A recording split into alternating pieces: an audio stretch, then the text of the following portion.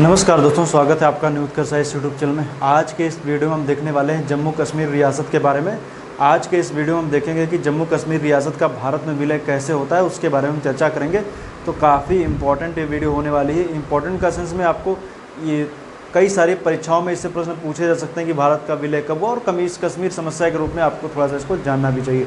तो आइए थोड़ा सा देखते हैं। ये इधर मैप बना हुआ है, भारत का मैप है, जम्मू कश्मीर का मैप है, इधर पाकिस्तान, ये पीओके। तो इन सभी चीज़ें आपको बताएंगे कि कहाँ पे कैसे क्या होता है। तो सबसे पहले मैं बता दूं कि इससे पहले मैंने बताया था कि लैप्स ऑफ पैरामाउंट सी के तहत क्या हो रहा था कि मतलब कि जितनी रियासतें थी उनको स्वतंत्र रहने का अधिकार था, या भारत या पाकिस्तान में वो शामिल हो सकती थी। इसके संदर्भ में सिचुएशन ये बनती कि जम्मू कश्मीर रियासत अपने आप को स्वतंत्र रखने के लिए कहती हो। यहाँ के राजा कौन है? राजा हैं हरी सिंह। हरी सिंह यहाँ के राजा हैं और इनके बात इनसे कही जाती है। हालांकि जब हम देखेंगे तो देखने को मिलता है कि जो माउंटबेटन है, लॉर्ड माउंटबेटन, तो उन्होंने कहा था कि आप या तो पाकिस्तान में शामिल हो जाइए या भारत में शामिल हो जाइए, लेकिन एक स्वतंत्र देश के रूप में मत रहिए। यह बात इनको कही गई थी, लेकिन राजा हरी सिंह ने इसके बारे में उन्होंने कोई विचार नहीं किया। और आगे चल करके जब हम देखेंगे, जब 15 अगस्त 1947 को जब भारत स्वतंत्र हो जाता है, तो भारत की स्वतंत्रता के बाद में यहाँ पर क्या होता है कि एक स्वतंत्र देश के रूप में जम्मू कश्मीर होता है। लेकिन हालांकि इस पर भारत चाह रहा था कि कश्मीर हमारे में शामिल हो जाए और पाकिस्तान चाह रहा था कि हमारे में शामिल हो जाए, लेकिन कश्मीर एक स्वतंत्र देश के रूप में था।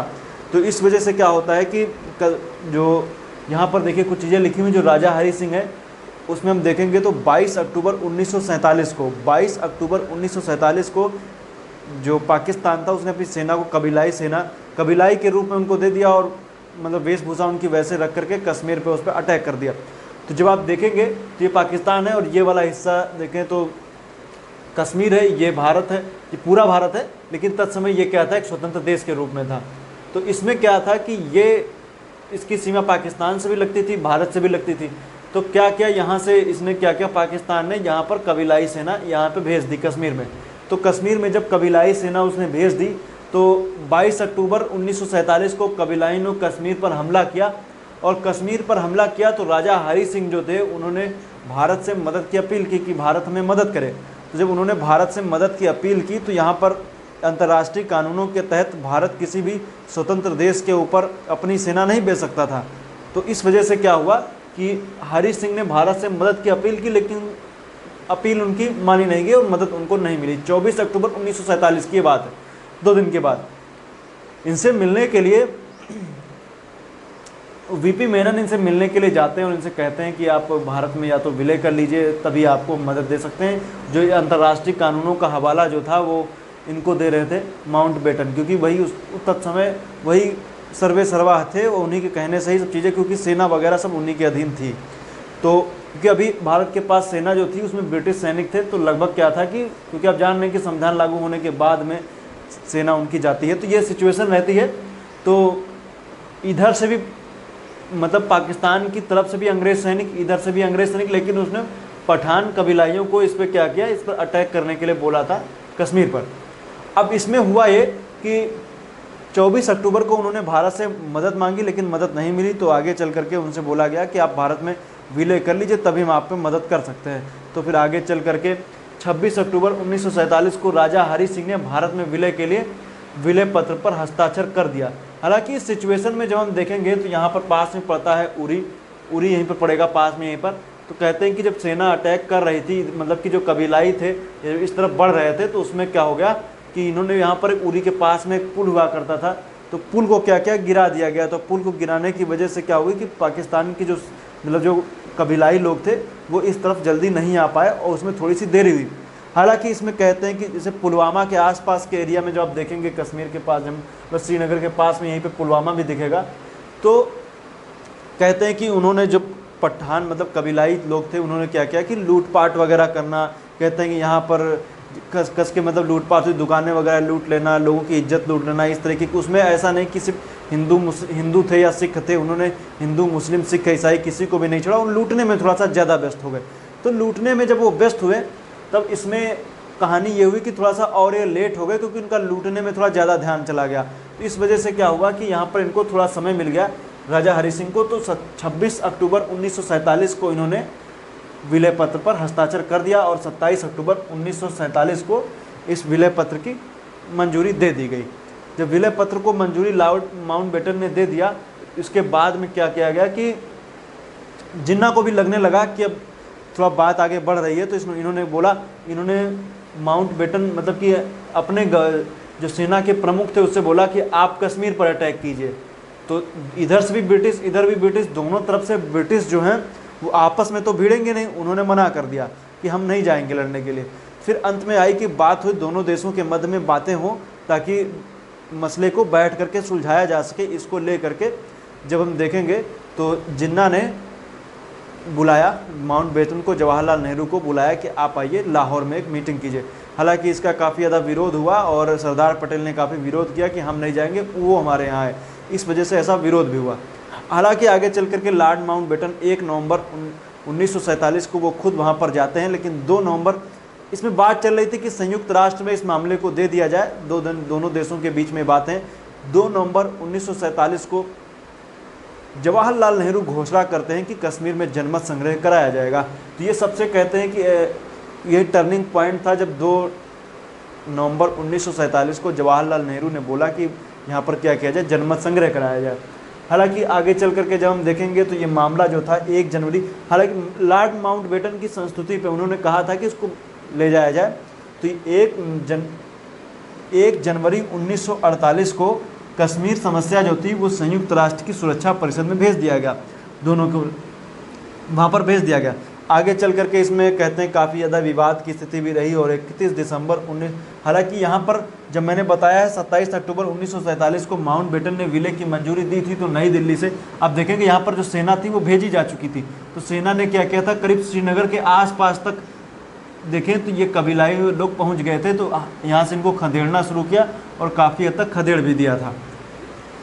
अब 1 जनवरी 1948 को ये मामला संयुक्त राष्ट्र में पहुंचा और 31 दिसंबर 1948 को युद्ध विराम की घोषणा हुई। युद्ध विराम की घोषणा की बात मतलब कि यहाँ से जो ये दोनों सेनाएं जहाँ पर हैं वो वहीं पर रुकी रहेंगी अब कोई, और उसी को एक युद्ध विराम मान लिया गया और दोनों देशों की सीमा मान ली गई और उसी को बोला गया, जहाँ पर युद्ध विराम की घोषणा की थी, जहाँ पर दोनों सेनाएँ थी, उसी को बोल दिया गया लाइन ऑफ कंट्रोल, LOC उसको बोल दिया गया। इसमें बात की गई कि आगे चल करके यहाँ पर क्या किया जाएगा, जनमत संग्रह कराया जाएगा, लेकिन ये जनमत संग्रह तब होगा जब कश्मीर से मतलब कि जो अभी देखें तो ये जो लाइन आप देख रहे हैं, ये जो डॉटेड लाइन है, ये जो है ये है LOC है, और ये वाला हिस्सा जो आप देख रहे हैं ये है पाक ऑक्युपाइड कश्मीर, POK है, ये वाला हिस्सा, ये हिस्सा क्या POK है। इसमें बात की गई कि जनमत संग्रह तभी होगा जब पाकिस्तान अपनी सेना को POK से बाहर लेके जाएगा। हालांकि ऐसा कभी हो नहीं पाया और जनमत संग्रह कभी हुआ नहीं। तो यही क्या हुई, ये लाइन कश्मीर समस्या यथावत बनी हुई थी। अभी भी देखें तो कश्मीर में LOC और ये वाला हिस्सा जब देखेंगे तो POK, इन दोनों के बीच में ये स्थिति बनी हुई है। तो ये देखें तो ये LOC है। यहाँ पर देखिए तो आपको हुआ कि 31 दिसंबर 1948 को युद्ध विराम की घोषणा और नियंत्रण रेखा घोषित कर दी गई, मतलब कि LOC लाइन ऑफ कंट्रोल घोषित कर दी गई। तो ये आप देख रहे हैं ये हिस्सा है, और बाकी यहीं पर क्या था कि यहाँ तक भारतीय सेना ने खदेड़ दिया था पाकिस्तान को। तो ये सिचुएशन है LOC की। हालांकि इधर जब आप देखेंगे तो ये आपको दिखेगा LAC line of actual control.